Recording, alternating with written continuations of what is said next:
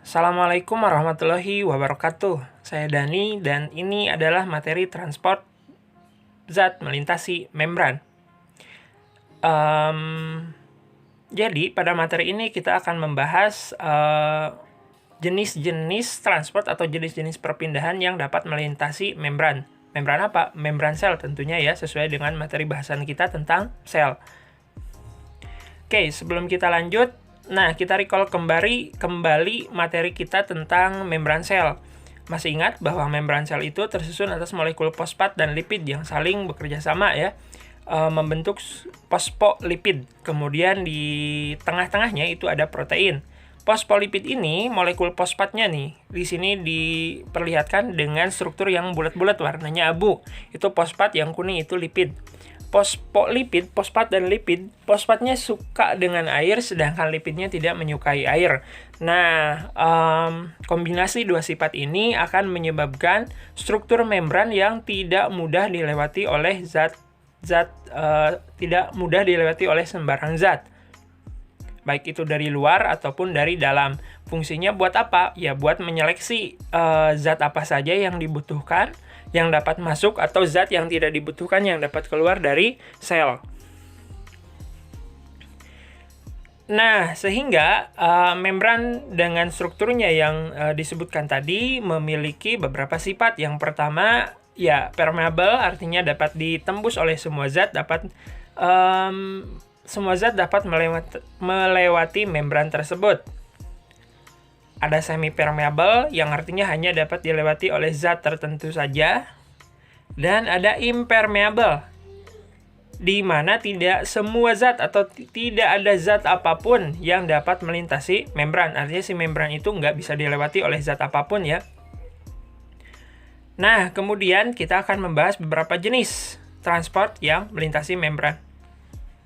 Yang pertama ada transport pasif, yang kedua ada transport aktif. Transport pasif itu adalah perpindahan zat yang tidak membutuhkan energi. Pasif, makanya disebutnya pasif, nggak butuh energi ya. Sedangkan yang aktif itu membutuhkan energi. Lah, kok bisa seperti itu? Ada yang butuh energi dan ada yang tidak butuh energi. Contoh,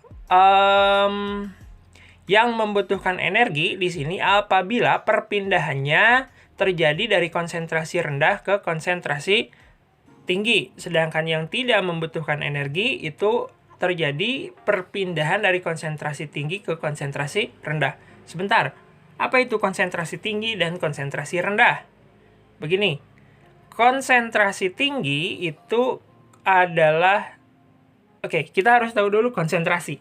Konsentrasi itu adalah ukuran zat pada suatu larutan. Contohnya, kalau Bapak punya larutan garam 30%, artinya dalam 100 ml air itu terdapat garamnya sebanyak 30 mg, misalkan seperti itu. Oke, belum mengerti? Nah, sekarang Bapak ceritakan suatu kasus. Bapak punya larutan garam. Dua larutan garam, ada larutan A dan larutan B. Larutan A, Bapak masukkan garam sebanyak 1 kg. Airnya 1 liter. Kemudian yang B, Bapak masukkan 3 kg garam, airnya sama-sama 1 liter. Nah, dalam kasus ini, larutan B memiliki garam yang lebih banyak daripada larutan A. Sehingga dikatakan bahwa konsentrasi larutan B itu lebih tinggi daripada larutan A. Kenapa? Karena jumlah garam pada larutan B itu lebih banyak daripada larutan A. Nah, berarti yang B ini konsentrasinya lebih tinggi, sedangkan yang A itu konsentrasinya lebih rendah. Konsentrasi rendah, istilah lainnya itu adalah hipotonik, sedangkan konsentrasi tinggi istilahnya adalah hipertonik. Nah, transport pasif biasanya terjadi perpindahan dari yang konsentrasinya tinggi ke konsentrasinya rendah, sehingga tidak membutuhkan energi. Sebaliknya, transport aktif terjadi perpindahan dari konsentrasi rendah ke konsentrasi tinggi, sehingga membutuhkan energi.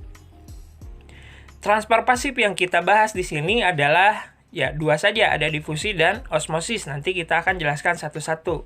Transport aktifnya ada endositosis, eksositosis, endo-ekso. Berarti ini perpindahan yang sama, cuman arahnya beda ya.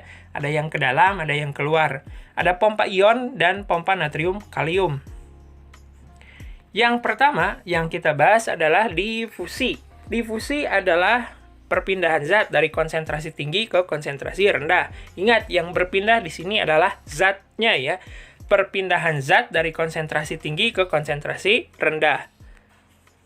Oke, Anda perhatikan tiga gambar di bagian atas. Kita fokus ke yang paling kiri dulu. Di sini ada suatu wadah yang dibatasi oleh suatu membran sebagai pembatasnya. Wadah yang kiri, yang berwarna biru itu air. Wadah yang kiri itu ada air dengan molekul kuning sebanyak 1, 2, 16. Nah, sedangkan molekul kanan itu air saja tanpa ada molekul kuningnya. Nah, sehingga di sini akan terjadilah peristiwa difusi, di mana molekul kuning akan berpindah ke bagian kanan. Sampai akhirnya di gambar ketiga yang paling kanan, molekul kuningnya sama-sama di antara kedua lingkungan tersebut, sama-sama jumlahnya 1, 2, 8, 8 ya. Nah, kalau sudah dalam kondisi seperti ini, dikatakan larutannya sudah seimbang, sehingga difusi tidak akan terjadi kembali. Gambar yang bawah pun sama, hanya saja ini ditunjukkan bahwa di bagian kiri dan kanan sudah terdapat larutan, sudah terdapat zat terlarut. Tapi pada akhirnya sama-sama ya, di bagian kiri molekul ungunya ada 3, di bagian kanan molekul ungunya ada 3, dan molekul kuningnya pun sama-sama berjumlah 6. Ini berarti larutannya sudah mencapai keseimbangan. Ini adalah difusi. Contoh lain dalam peristiwa difusi itu adalah ketika kita menyemprotkan parfum ke ruangan atau ke ruangan, maka wangi dari parfum itu akan menyebar. Kenapa? Karena gasnya menyebar pada ruangan tersebut. Atau kalau kamu kentut di dalam satu ruangan, maka gas kentutnya itu akan menyebar ke ruangan di sana. Masih bingung? Oke. Ibarat kata kamu membuat suatu teh manis. Nah, kamu masukkan gula, kemudian kamu masukkan air hangat, kemudian kamu masukkan teh. Di akhir pembuatan teh manis itu, maka kamu akan menghasilkan larutan yang rasanya manis dan berwarna coklat. Padahal awalnya kan tidak seperti itu. Nah, itu juga merupakan contoh difusi. Masih bingung? Sekarang kamu ambil tinta dari pensil kamu, dari pulpen kamu, kemudian kamu ambil air segelas dan teteskan tinta itu ke dalam gelas. Maka dalam beberapa saat air tersebut akan berwarna hitam. Itu difusi ya, dan masih banyak lagi contoh-contohnya. Sekarang adalah difusi yang berfasilitas. Nah, mungkin kita bertanya-tanya, apa sih gunanya protein yang ada di dalam membran sel? Ya, salah satunya untuk memfasilitasi perpindahan zat. Dalam hal ini ada contoh kasus difusi yang memang melewati protein, sehingga difasilitasi ya oleh protein perpindahannya. Perpindahan seperti ini dinamakan dengan difusi berfasilitas. Artinya dipermudah ya, dengan protein transmembran atau protein integral. Next, ini ada osmosis.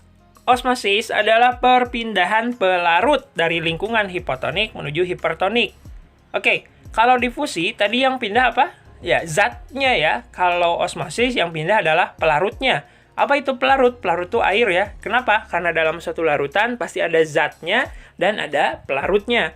Kalau difusi yang pindah itu zatnya, kalau osmosis yang pindah adalah pelarutnya. Tolong untuk perhatikan ya, pelarutnya yang pindah dalam osmosis. Nah, Anda perhatikan ini ada beberapa contohnya. Anda fokus ke bagian atas. Ini adalah sel darah merah. Di sini dikatakan sel darah merah. Fokus ke tengah dulu. Secara normal, pada lingkungan yang isotonik itu jadi antara... Oke, kita masuk lagi. Misalkan larutan garam A itu sebanyak 1 kg garam, larutan B sebanyak 3 kg garam, larutan C sebanyak 1 kg garam. Maka larutan A dan larutan C itu isotonik, artinya memiliki konsentrasi zat yang sama. Oke, dalam kondisi isotonik, maka air dapat masuk juga dapat keluar, sehingga sel darah ini memiliki sifat yang normal. Tapi tidak demikian dalam kasus ketika sel darah merah ditempatkan pada suatu lingkungan yang hipotonik.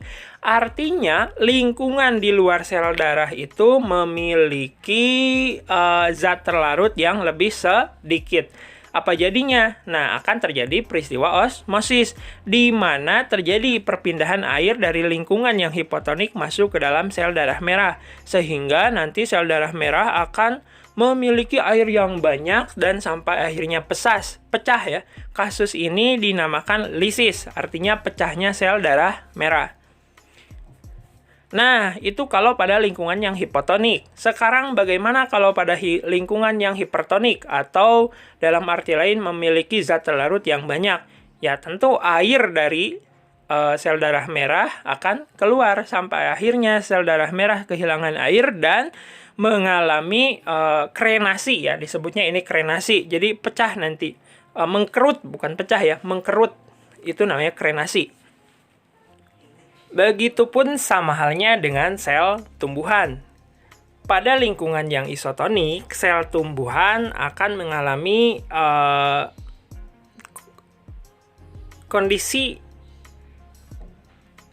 di mana airnya dapat keluar dan masuk. Tapi pada sel tumbuhan, kondisi seperti ini tidak terlalu bagus ya. Kenapa? Karena sel tumbuhan justru akan terlihat lebih kecil. Nah, lalu kondisi seperti apa yang menyebabkan sel tumbuhan normal? Ya, sel tumbuhan itu normalnya ada pada lingkungan yang hipotonik. Berarti lingkungan di luar sel tumbuhan itu konsentrasinya harus lebih rendah daripada di dalam sel itu sendiri. Sehingga air nanti akan masuk ke dalam sel tumbuhan, menyebabkan sel tumbuhan ini memiliki kandungan air yang banyak. Selnya menggembung.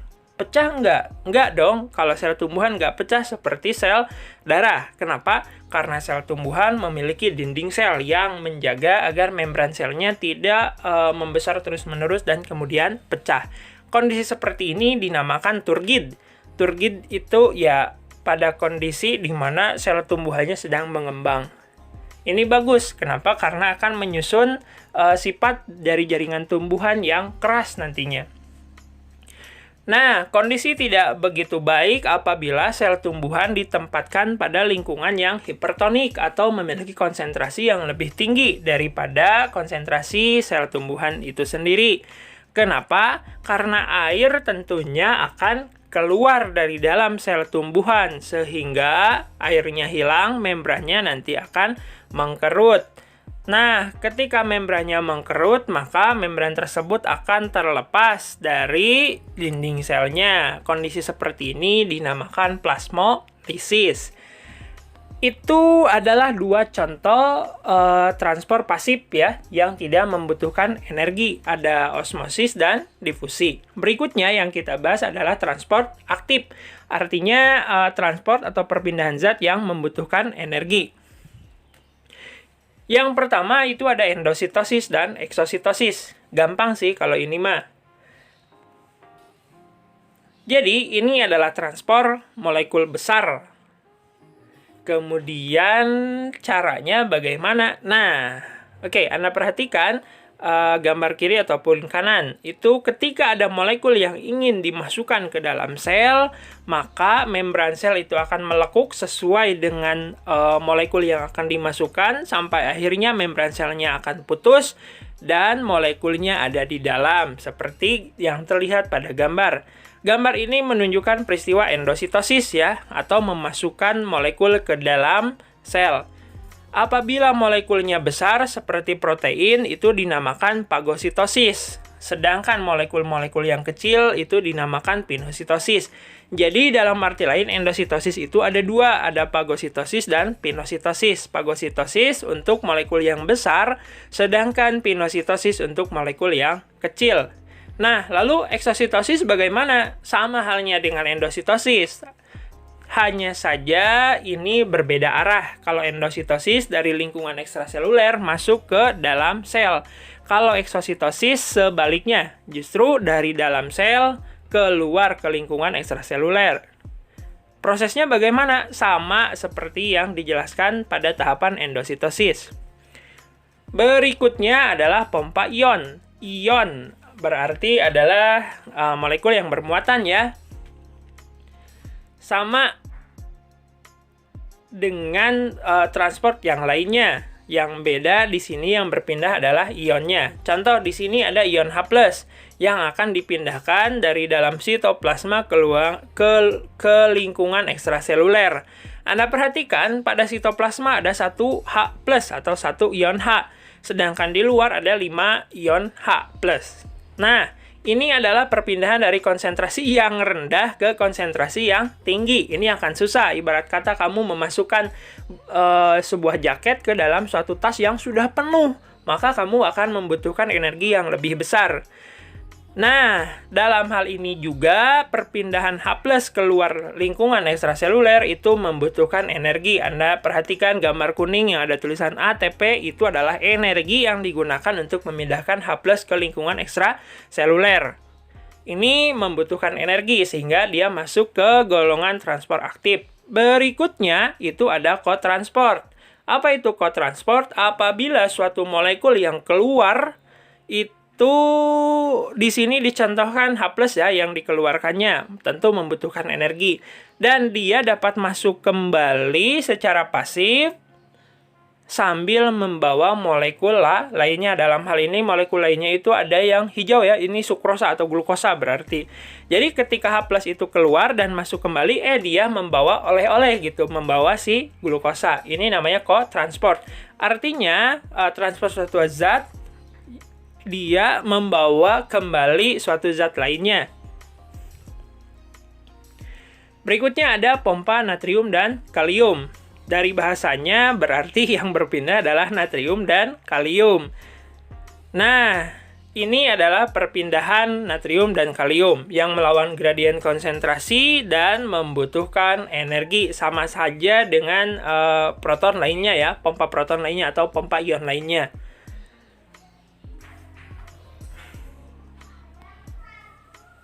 Oke, sekian dulu untuk materi transport membran. Di sini yang lebih ditekankan itu adalah Anda memahami peristiwa difusi dan osmosis. Terima kasih. Assalamualaikum warahmatullahi wabarakatuh.